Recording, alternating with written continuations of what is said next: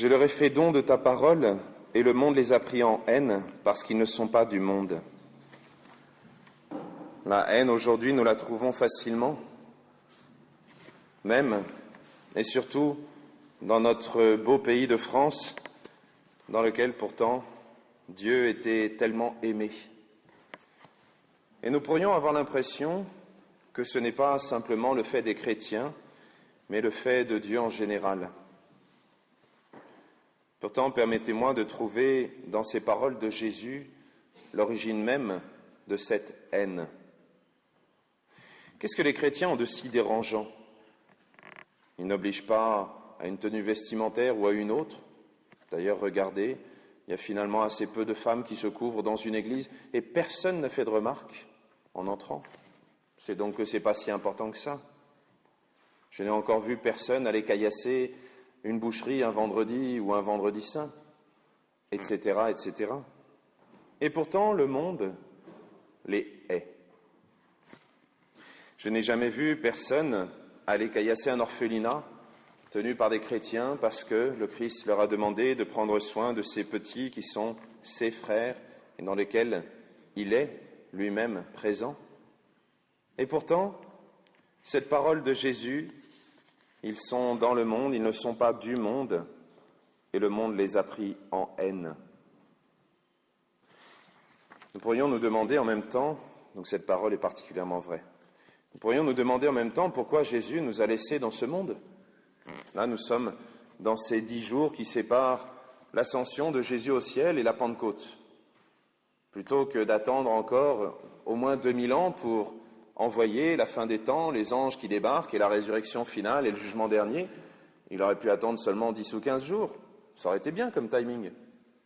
L'ascension, 40 jours après Pâques, 50 jours après Pâques, la Pentecôte, allez, 100 jours après Pâques, soyons larges, la résurrection, le jugement dernier. Ça aurait été sympa. Et là, ça fait 2000 ans qu'il attend. Si ça se trouve, il va peut-être encore attendre pendant 1000 ans, ou 1 milliard d'années, ou 10 minutes. On ne sait pas. Mais pourquoi est-ce qu'il attend aussi longtemps? Pourquoi est-ce qu'il nous laisse, nous, dans cette situation, là, dans le monde? Un monsieur appelé Diognète avait reçu une fois une lettre. Ne demandez pas plus de détails, à son époque, il n'y avait pas de cachet de la poste qui faisait foi. Mais cette lettre à Diognète explique, par une comparaison que j'aime beaucoup, pourquoi les chrétiens sont tellement pris en haine dans ce monde et pourquoi ils veulent pourtant rester dans le monde. Les chrétiens sont dans le monde comme l'âme dans le corps. Nous avons tous une âme et c'est elle qui nous permet d'aimer absolument. C'est elle qui fait l'unité entre chaque cellule de notre corps et qui, même lorsque nous changeons et que nous évoluons et qu'il n'y a plus aucune cellule d'origine depuis notre naissance, nous sommes toujours la même personne. Nous sommes toujours là, présents. Cette âme, elle est pourtant celle qui, de temps en temps, hurle à l'intérieur de nous lorsque nous faisons n'importe quelle bêtise, et je vais garder le mot bêtise parce qu'il y a des enfants qui sont dans l'église ce matin, et donc on va rester poli. Mais nous le sentons bien, à chacune de ces blessures que nous sommes capables d'infliger, surtout à ceux qui nous aiment, nous sentons notre âme qui hurle en nous disant « et ça va pas la tête ». Et les chrétiens sont un peu comme ça. Ils sont là pour faire l'unité, non seulement de l'Église, mais l'unité aussi du monde entier. Ils sont là pour permettre au monde entier d'aimer Dieu. Ils sont là pour appeler le monde entier en permanence à s'unir à cette Église, de la même manière que les aliments s'unissent à notre corps pour devenir une partie de nous.